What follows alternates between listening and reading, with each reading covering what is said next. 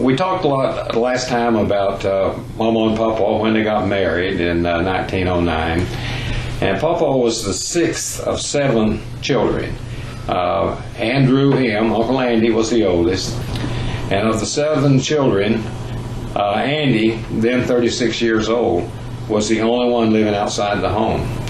Then came Rose Honor, Mame Mary, Ada, James Austin, William Singleton, and finally Ellen Virginia, Aunt Ellen. And she was the baby of the family, 3 years younger than Papa. And she married Carl O. Woerner. That was Ashleigh's father, and the one child, Ashleigh. But she married Pittillo before she married Ashleigh's father. I don't know the circumstances of those relationships at all, but I do know that she was married twice.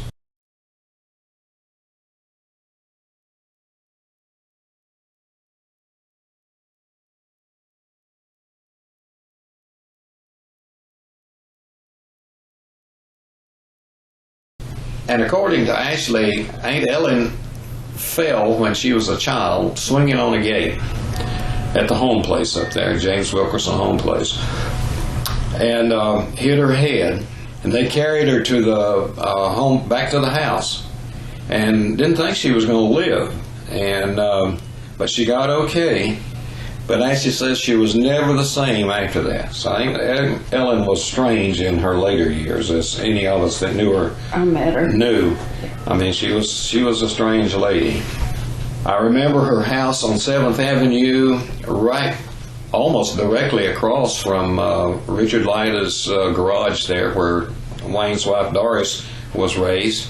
It was kind of a rundown place, just kind of hidden back in there with vines and stuff around it, where you just barely could see the house as you looked at it there.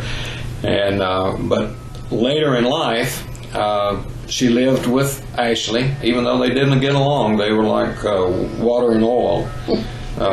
But she lived with Ashleigh, and Ashleigh took care of her, and until she died. Papa Lyda's niece, Ashleigh Woerner, was a frequent visitor to Mama and Papa's house, especially after Papa died. However, she came a lot of times just out to spend the weekend. She'd come out on a Friday after work, and she'd stay until Sunday afternoon. Ashleigh worked first at Gray's hosiery mill. Roy worked there at Gray's hosiery mill some, I think probably along about the same time, on Grove Street in Hendersonville.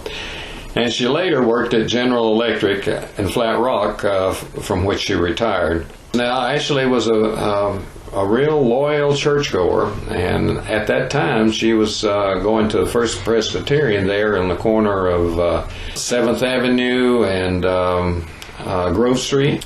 She was very loyal there, and then she moved out to the new Presbyterian church that broke away from that one out on Canoga Road. I don't remember the name of that church. But when she'd come out, we'd get to talking about ancestors, and inevitably we'd take that little 39 Ford coupe over to St. Paul's Cemetery. So as I had referred in an earlier session to the little 39 Ford coupe that I bought when I was about 14 years old, it played a big part in my transitioning from 14 to 16 years old. And it didn't seem to bother Ashleigh at all that I didn't have a driver's license. I mean, I just mentioned to her, you want to ride over to the cemetery and look at some of those tombstones? And she'd say, yeah, let's go. We'd spend a good bit of time searching for our ancestors over there, and sometimes we'd use paper and pencil to shade in the writing on the tombstones where you couldn't read anymore. And it was very effective. We were able to locate several graves and determine who was in them when we couldn't read the tombstone themselves. And we'd spend a good bit of time there, and then we'd come on back home. But instead of going back out to Mama's and Papa's, I'd detour, and we'd go by Mama's and Daddy's and hit the orchard down in behind the house there. Different rows of the apple trees would have rises between, to keep the water from washing away stuff. And we would go over those, and every once in a while we'd hit a good one, and you'd get a real good thrill. And that would tickle Ashleigh. She'd enjoy that. And we'd ride back and forth through there. We'd go up and down the hills and back and forth across, and sometimes Ashleigh would want some apples, and we'd stop at the apple trees and pick up some apples. We never did get stuck to the point where we had to walk out. We'd every once in a while have to back up and reroute ourselves, but we always would manage to get out with the cars. She had a really good sense of humor. She was always laughing and enjoyed little outings and enjoyed most everything about life. She was definitely really good on the genealogy of the Lyda family. We used to sit around the table and she'd talk a lot about family and ancestors. She never forgot a birthday or anything like that? No, she always knew her birthday. She always gave all the women pantyhose for Christmas. Yeah, she was especially good on the birthdays and the anniversaries. And she would send cards. She was good about sending cards, too. A really neat person in her own way. She never married and didn't, I guess, feel a need to be married. We always sat around the table waiting for her to finish eating because she had to chew everything like 30 times. 20 times. She said that she had been taught that she needed to chew every mouthful of food 20 times. I remember her saying that many times. Yeah, we'd have to wait for her to finish. For good digestive purposes. Plus she was talking too. Yeah, between chewing the 20 times and talking as much as she did, sometimes it would take more than 20 times, I think, for her to get a swallow. Lose count. Okay, that takes us to Rose and May. They both died before I was born. Rose in 1933 and Mame in 1941. And they're buried as is Austin and Aunt Ellen, at St. Elizabeth Methodist Episcopal Cemetery on Brookside Camp Road. So if you turn right, if you're going towards Asheville and turn right at the driver's license place, that's Brookside Camp. And down just a little ways is, I don't know if there's a church there now, but there's a cemetery, and that's the Methodist Episcopal Cemetery. The St. Matthew's subject actually came up really a long time ago. Roy informed me about the cemetery over there and the St. Matthew's, St. Elizabeth church. Sometimes it was referred to as St. Matthew's, and sometimes it was referred to as St. Elizabeth, given by William Washington Lyda, a couple of acres of land over there for the cemetery. He donated the property on March the 22nd, 1911. So if you look at when Bessie Fair married Francis Dunlap, they married in April of 1905. So 6 years after the Dunlaps got into the Lyda family, that William Washington donated the land for the church. Roy had learned a little bit of information about it and about our ancestors that are buried over there, Rose and Mame and Austin. And Helen and Ashley, and that's just the most closest to our family.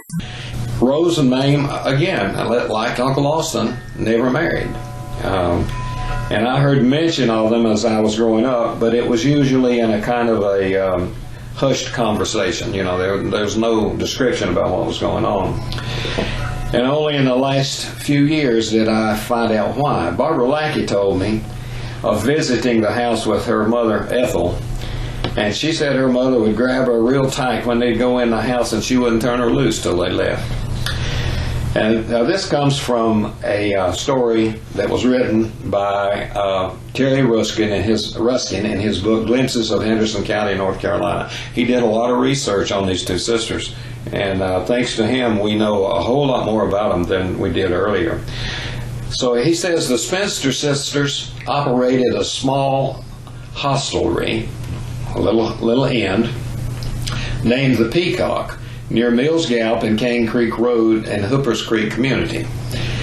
And there were rumors that the sisters ran a bawdy house with illicit drinking. And you've got to remember, this was in the days of before alcohol was legal in Henderson County, or Buncombe for that matter.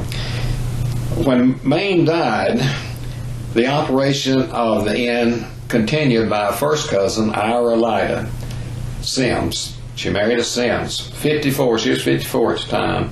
She was married to William Winfield Sims, and she was the daughter of William Washington Lyda. William Washington was a brother to my great-grandfather James Wilkerson Lyda, so it was Pawpaw's first cousin. First cousin to Pawpaw, second cousin to Daddy, third cousin to me, fourth cousin to you, Tim. So on Thursday, January 7th, 1943, the Times News reported to its readers that Miss W.W. Sims had recently been convicted of driving a vehicle while under the influence of liquor, and her driver's license had been suspended for 12 months. So we began to kind of get to see a picture here of where this is going. Ira reportedly hosted gambling parties in the Peacock. And on the morning of January the 6th, 1943, a heated argument led to a guest, Lloyd Copeland Langston of Royal Pines, Buncombe County, being killed. Ira confessed that she shot Mr. Langston in self-defense. In Hendersonville Times News articles in January and February, the inn was described as the Peacock Tavern. The articles reported that Ira had been released from jail on a $6,500 bond and was being represented by the attorney brothers Arthur and Monroe Redden, who were the king lawyers in Henderson County at the time. News articles also reported evidence found at the Peacock Inn, a number of blood-soaked articles in the downstairs bedroom, a rug, a curtain, pillow, sheet, and towels, which came from the lower floor of the Peacock Tavern. The little bit of a kicker to the story is Ira had confessed that she had shot Langston upstairs through her bedroom door. When she and Mr. Langston's mother counted the money at the hospital, he had only $28. The night before, Mrs. Langston had counted the money, helped him count the money, and at that time he had $150 in cash and a number of checks.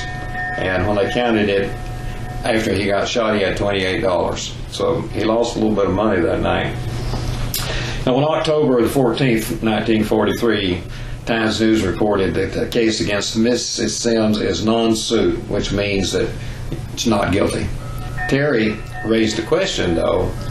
Had the murderer blackmailed Miss Sims, forcing her to cover for him? Because she said she shot him upstairs and all the bloody evidence was downstairs in a downstairs area. So had somebody said, hey, how about covering this thing for me? Don't know, and we'll never know. 7 months after the verdict on May 15th, 1944, Ira died at the age of 57 at Mountain Sanitarium in Fletcher, North Carolina, of a cerebral hemorrhage, according to her death certificate. So, you know, when you hunt, start looking at your background, a lot of times you find these skeletons, and this was a little bit of a skeleton. But it's so strange to me because growing up, this was never mentioned to me. You know, nobody in the family when I was little ever talked about that. I think that I remember Evelyn saying one time about something about Rose and her drinking, and that was the only even little hint I had to that.